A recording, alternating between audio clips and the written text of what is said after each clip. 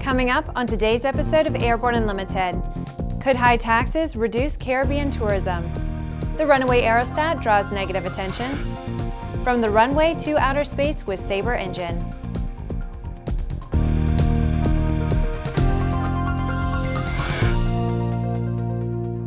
I'm Bree Cross. It's November 4th, 2015, and this is Airborne Unlimited. In remarks at a Caribbean tourism event in Curacao, JetBlue CEO Robin Hayes raised a warning that high taxes and other fees may have travelers not choosing certain destinations in the Caribbean for their vacations. According to reports, the Government of Bermuda increased airport taxes and charges from $35 to $50 in March, and then boosted the departure tax again in August to $78, which includes a $16 airport improvement fee. Bermuda ranks second only to Jamaica as having the highest taxes and fees for JetBlue passengers traveling from JFK, according to Hayes.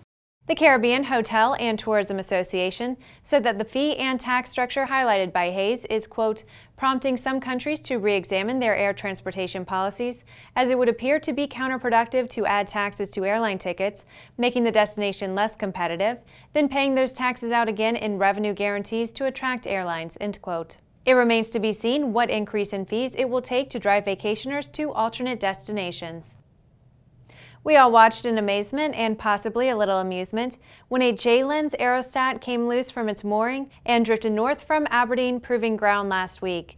However, that mishap brought no amusement to the people that have been criticizing the expensive program that detractors say has not lived up to its potential. The Aerostat, which the non-aviation media generally refers to as a blimp, dragged its tether along as it drifted north from Aberdeen into Pennsylvania for about 3.5 hours, knocking out power to about 30,000 homes when that tether came into contact with power lines. The Pentagon has spent about $2.7 billion on the Joint Land Attack Cruise Missile Defense Elevated Netter Sensor System, and it has always had its critics. Now the chairman and ranking Democrat on the House Oversight Committee has renewed questions about the value of the program. The two prototype aerostats are designed to help with early detection of airborne threats to the National Capital Region, but they failed to detect a gyrocopter which was flown through the region by a former postal employee and then landed on the Capitol lawn on April 15th of this year. After the break, BAE invests in Reaction Engines Limited. AML's patent-pending wireless induction charging system eliminates confusion over those charging cables, cuts down cockpit cable clutter, and allows you and your passengers to fly cordless and eliminate the cable nightmare. www.aviationmodificationleaders.com.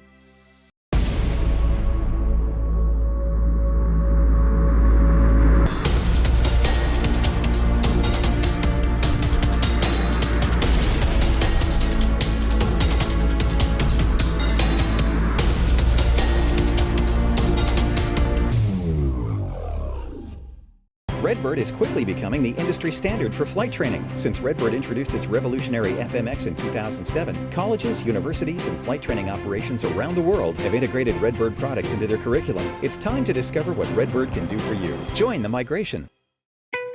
There's a difference between charting a steady course and pushing for the ceiling. And for nearly a century, Hartzell Propeller has been defining that difference. It's in our passion for engineering and research and our dedication to testing the limits of performance. We are built on honor. We are Hartzell Propeller. Welcome back. If you would like to be a supporter of Airborne Unlimited, send an email to jim@aero-news.net. BAE Systems has made a strategic investment in Reaction Engines Limited and announced a working collaboration to accelerate Reaction Engines' development of Sabre, a new aerospace engine.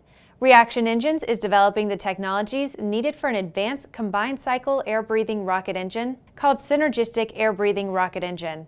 This new class of aerospace engine is designed to enable aircraft to operate from standstill on the runway to speeds of over 5 times the speed of sound in the atmosphere. It can then transition to a rocket mode of operation, allowing spaceflight at speeds up to orbital velocity. Under the agreement, BAE Systems will enter into a preferred supplier relationship with Reaction Engines in certain agreed areas and will have representation on the board of Reaction Engines.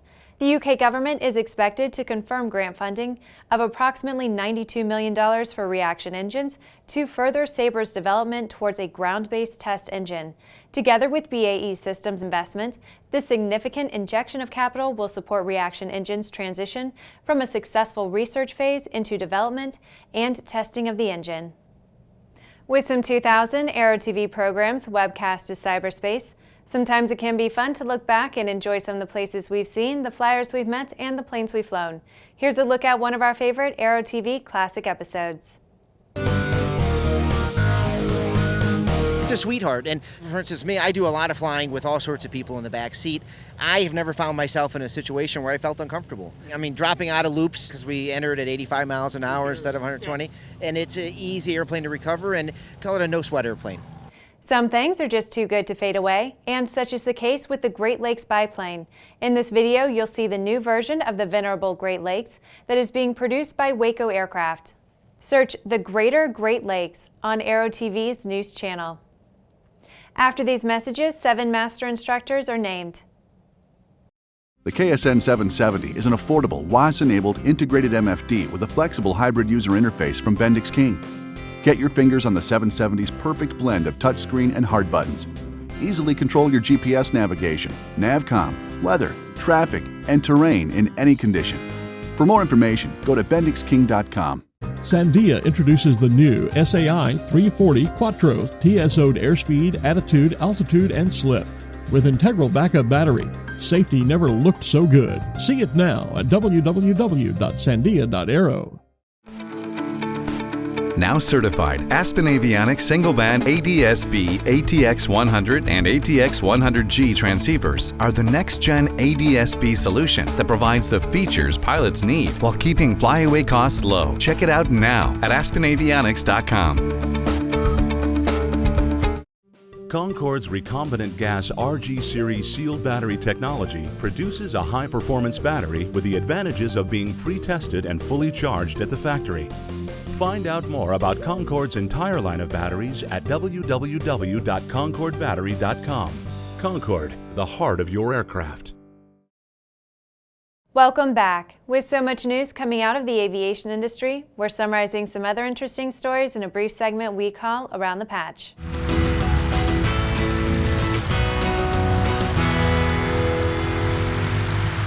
7 instructors have received for the first time or renewed their Master Instructor designation in the month of September.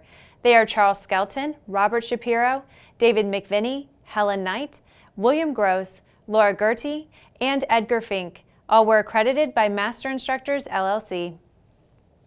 The weather didn't stop U.S. Navy and Marine Corps fleet helicopters from joining this year's fleet fly-in at Naval Air Station Whiting Field.